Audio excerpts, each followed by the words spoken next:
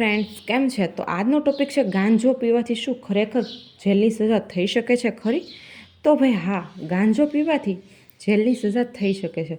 તમારી પાસેથી ગાંજો પકડાય છે તો ચોક્કસથી તમારી ધરપકડ પણ થશે અને તમને સજા પણ થશે અને તમને જેલ પણ જવું પડશે.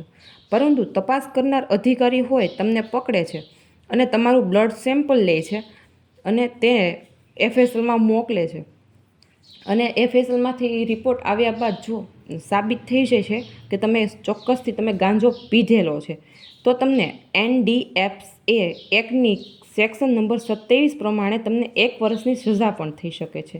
એટલે કે અમુક વાર આપને એવું પણ લાગતું હોય છે કે આપણે તો ગાંજો વેચતા નથી અને અમે તો પીએ છીએ તો અમને કંઈ ના થાય. તો ભાઈ એવું કંઈ હોતું નથી. એટલે કે તમે એક કન્ઝ્યુમર કરો છો તો તમને 1 વર્ષની સજા પણ થઈ શકે છે. Thank you.